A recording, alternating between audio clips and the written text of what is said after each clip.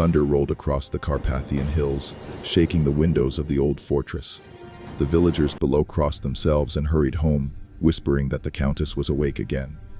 In the highest room of the castle, a candle flickered against the damp stone. A woman stood before the window, her face pale in the reflection. The years had not touched her beauty, only sharpened it. Elizabeth Bathory watched the rain slide down the glass as though time itself were melting. "Another storm," she said softly. Her voice was calm, almost tender. "The sky never rests." No one answered. The servants knew when silence was safest. Outside the door, 2 guards waited, their armor dull with rust. They had served her family since their fathers were boys. Neither spoke. The sounds inside the room were never to be discussed. The Countess's will was law. The candle sputtered. She turned from the window and sat at her writing table. On the paper lay a letter half finished. The ink dried at the edge of a sentence. Her hand hovered over it. Then she sighed. "People forget so quickly," she whispered. "Even fear fades." Down in the courtyard, a horse cried out. The wind carried the sound through the corridors like a warning. Elizabeth stood. Her gown brushed the floor as she crossed the room. For a moment, she paused beside the tall mirror by her bed. The light from the candle caught her eyes. Cold, intelligent, restless. She touched her face with the tips of her fingers, tracing the line of her cheek, and smiled faintly. From far below came the sound of the great doors closing. Somewhere someone had arrived. She straightened, smoothing her dress. "They'll come with their questions," she murmured. "They always do." When the knock came at her door, she did not flinch. "My lady," a servant said from the other side, voice shaking. "The king's man is here." "Let him wait," she replied. The servant hesitated. "He says it's urgent." Elizabeth's hand rested on the arm of her chair. Everything is urgent to those who have no power. The footsteps retreated down the corridor.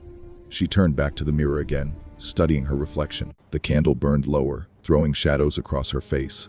The darkness seemed to gather around her like a cloak she had worn too long to take off. She whispered, "To no one. They will not understand."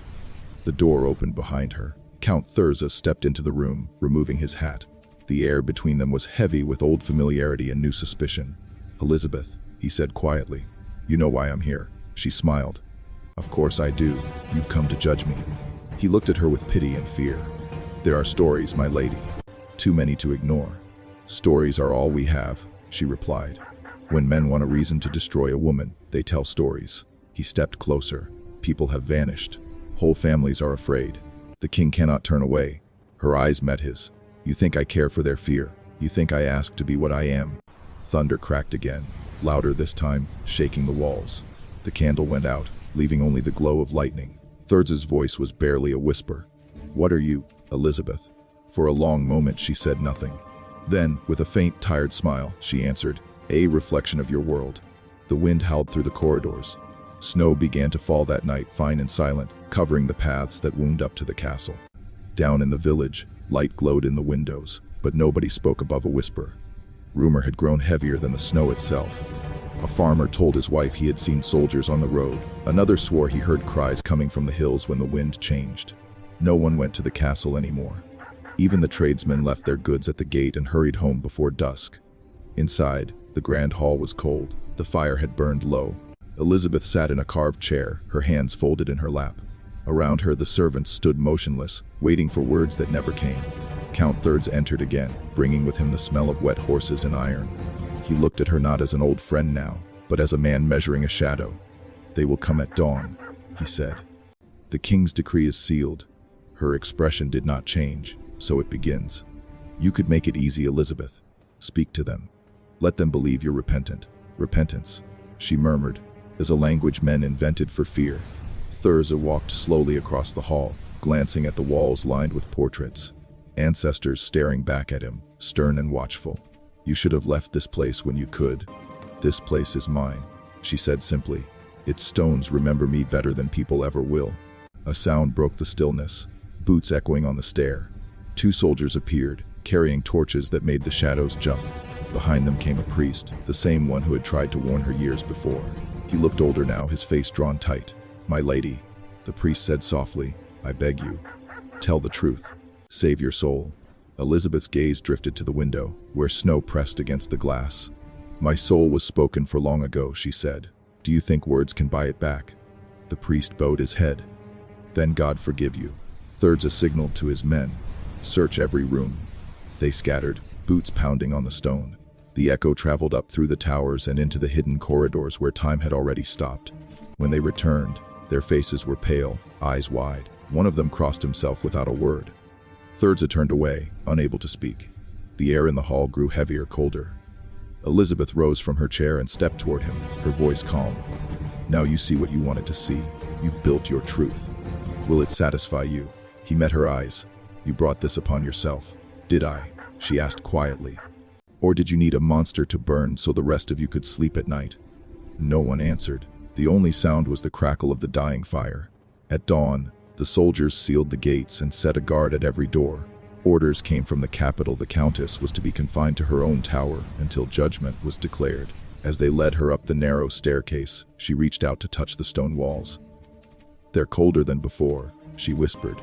"Even they've turned against me." In her chamber, the windows were bricked one by one. Each strike of the hammer echoed like a heartbeat slowing down.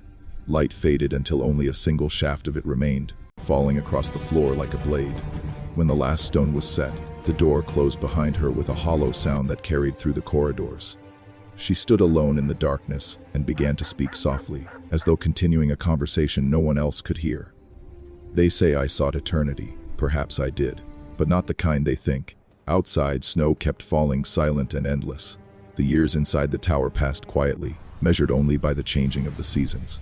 When the wind blew from the east, it carried the smell of pine from the forests. When it blew from the west, it brought the faint echo of the village bells.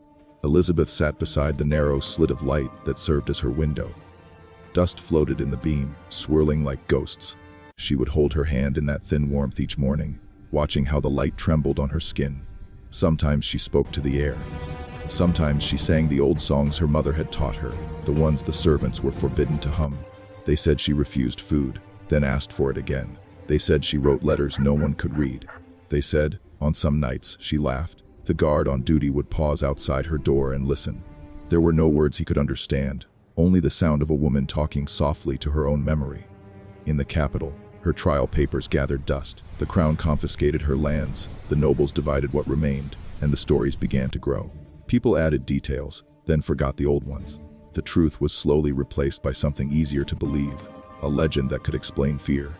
In the nearby village, mothers warned their children not to wander into the woods after dark. The Countess, they said, still walked there, looking for a mirror that could show her what she once was. One night, years later, a storm broke over the hills. Lightning struck the highest tower of the castle, shattering the roof. When the guards forced open the brick door the next morning, the room was empty. Only a single candle remained, burned down to its base, and a few words scratched into the wall in a delicate hand. "Time forgives nothing." Her body was found days later, lying near the window, as if she had been waiting for dawn.